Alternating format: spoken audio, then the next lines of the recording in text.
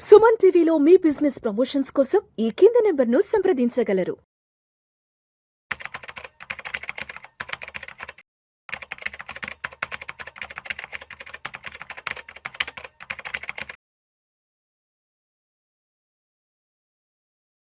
Hello everyone, welcome to Suman TV. So I'm Madhvi Reddy. I'm certified financial planner and chartered wealth manager as well as mutual fund distributor. So ఈ particular video అంతా కూడా IT filing గురించి అండి. So మీ అందరికీ తెలుసు July 31st is the dead line. So అందరూ కూడా అంటే ఎవరైతే ఫైనాన్షియల్ ఇయర్లో అంటే మనకి ఫైనాన్షియల్ ఇయర్ అంటే ఏప్రిల్ 1st 2025 నుంచి 31st March 2026 వరకు ఏవైతే ఇన్కమ్స్ ఉన్నాయో వాటి మీద మనం ట్యాక్స్ అసెస్మెంట్ ఇయర్ అంటే 26-27లో మనము పే చేసేయాల్సి ఉంటుందండి. సో ఇప్పుడు ఈ సబ్మిషన్ అనేది ఎలా చేసుకోవాలి, అసలు ఎలాంటి స్టెప్స్, మనం ఏమైనా మిస్టేక్స్ చేస్తున్నామా? సో ఈ వీడియో ద్వారా I will try to give you the important check list. So తప్పకుండా ఈ వీడియో చివరి వరకు చూడండి, సో దట్ మీకు ఆ ఇంపార్టెంట్ చెక్ లిస్ట్ అంతా కూడా అర్థమైపోతుంది. సో ఫస్ట్ థింగ్ మనం చేయాల్సింది ఏంటంటే ఐటీఆర్ ఫామ్ అనేది కరెక్ట్గా చూస్ చేసుకోవాలండి. అంటే 1, 2, 3 these are all the 3 important forms ఉన్నాయి మనకి. సో ఎవరికైతే శాలరీ ఇన్కమ్ ఉంది, కొంచెం రెంట్స్ వస్తున్నాయి, కొంచెం మీకు ఇంట్రెస్ట్, అదర్ ఇన్కమ్ అంటే ఏదైనా ఎఫ్డి ఇంట్రెస్ట్, ఇలాంటి మీకు నార్మల్గా మీకు ఐటీఆర్ 1 అనేది సరిపోతుంది. బట్ ఎవరైతే ఈ కొన్ని మల్టిపుల్ ప్రాపర్టీస్ అమ్మారు, లేదు క్యాపిటల్ గెయిన్స్ వచ్చాయి అనుకునే వాళ్ళు మాత్రం కొంచెం ఐటీఆర్ 2ని సెలెక్ట్ చేసుకోవాల్సి ఉంటుంది.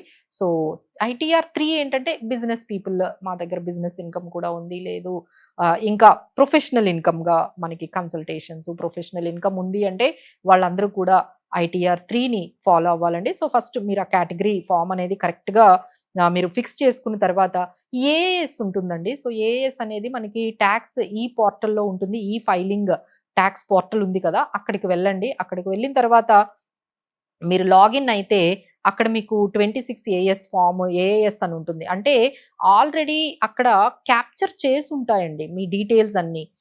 మీ ఇన్కమ్స్ ఏమేమి వచ్చాయి, మీరు ఎక్కడ అంటే ఎక్కడ ట్రాన్సాక్షన్ చేసిన, ఎందుకంటే నవ్ డేస్ ఇప్పుడు చేస్తున్న ప్రతి ట్రాన్సాక్షన్ మనం త్రూ బ్యాంక్స్ ద్వారా చేస్తాము, లేదు అంటే మనము పాన్ కార్డ్ ద్వారా చేస్తూ ఉంటాం. కాబట్టి ఆ 26 ఏఎస్ అనేది మనకి చాలా వరకు మీ శాలరీ ఇన్కమ్, మీకు వస్తున్న డివిడెండ్స్, మీరు ఏమైనా ప్రాపర్టీస్ అమ్మినా, మీకు ఏమైనా బ్యాంకుల నుంచి ఎఫ్డీస్ వచ్చినా దాదాపుగా అన్నీ మీకు అక్కడ క్యాప్చర్ చేసి ఆల్రెడీ ఉంటాయండి.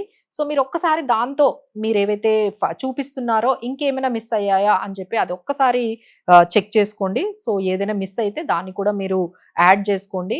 బట్ కొన్ని ఇక్కడ మేము చెప్పే అంశం ఏంటంటే ఇంపార్టెంట్ థింగ్, కొన్ని 26 ఏఎస్ కూడా మిస్ అయ్యి ఉండొచ్చండి. ఎగ్జాంపుల్ 30 lakhs కన్నా బిలో ప్రాపర్టీ ఉన్నది, అది ఏమైనా క్యాచ్ చేయకపోవచ్చు. సో అక్కడ మీకు కనిపించలేకపోవచ్చు.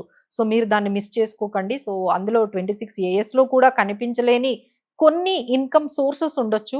అవి కూడా మీరు ఖచ్చితంగా మీరు చూపించాలండి. లైక్ క్యాపిటల్ గెయిన్స్ ఏమైనా వచ్చినా, మీరు షేర్స్ ఏమైనా అమ్మితే, మీరు ఏమైనా ప్రాపర్టీస్ అమ్మితే, వాటి వివరాలన్నీ కూడా మీరు ఖచ్చితంగా చూపించాల్సి ఉంటుంది. సో ఈ పర్టికులర్ దాంట్లో మీకు 26 ఏఎస్ అనేది మీకు హెల్ప్ చేస్తుంది. అంటే మాక్సిమం మనం ఏమైనా మర్చిపోయినా అది అందులో కొన్ని డీటెయిల్స్ మాక్సిమం క్యాప్చర్ చేస్తుంది. ఆ తర్వాత మీకున్న అన్ని బ్యాంక్ అకౌంట్స్, అంటే ఇప్పుడు 1, 2, 3 మీ బ్యాంక్ అకౌంట్స్ ఉండొచ్చు. సో మీ బ్యాంక్ అకౌంట్స్ అన్నీ కూడా డీటెయిల్స్ అనేవి మనం డిక్లేర్ చేసేయాలి.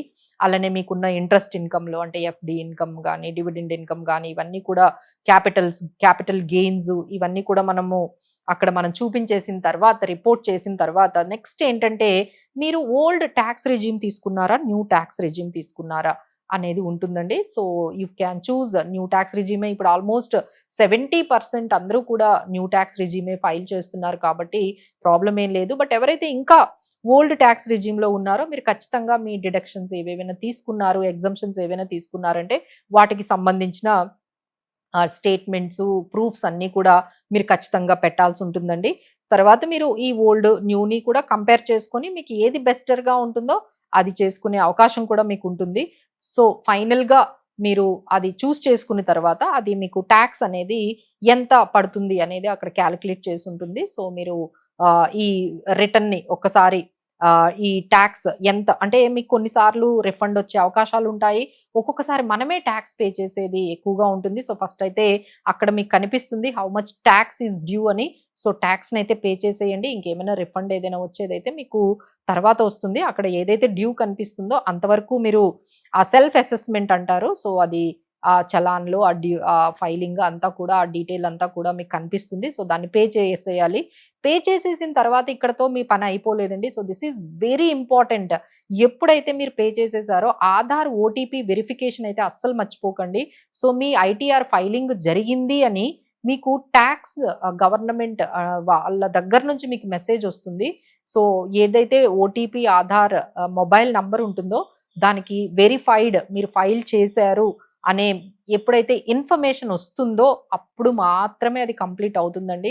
అంతవరకు మీరు జస్ట్ ట్యాక్స్ పే చేసినంత మాత్రాన, ఫైల్ చేసినంత మాత్రాన అది కంప్లీట్ అయినట్టు కాదు. ఆ ఓటీపీ ఆధార్ నంబర్‌కి ఎప్పుడైతే మీకు కంప్లీట్ అని చెప్పి మీకు ఆధార్ ఓటీపీ నంబర్ వస్తుందో అప్పుడైతేనే అది కంప్లీట్ అయినట్టండి. సో ఇవన్నీ కూడా మీరు ఈ పాయింట్స్ అంటే మ్యూచువల్ ఫండ్స్ మీరు ఈ మధ్య షేర్స్ అమ్ముతున్నారు, మ్యూచువల్ ఫండ్స్ అమ్ముతున్నారు, మీ ఇంట్లో ప్రాపర్టీస్ అమ్ముతున్నారు, గోల్డ్ అమ్ముతున్నారు. ఇలాంటివి చాలా ట్రాన్సాక్షన్స్ అనేవి చేస్తూ ఉన్నారు. సో ఈ ట్రాన్సాక్షన్స్ చేసినప్పుడల్లా మీరు కొంచెం వాళ్ళకి ఇన్ఫర్మేషన్ అయితే ఇవ్వండి. Otherwise you will get some notices వస్తాయి.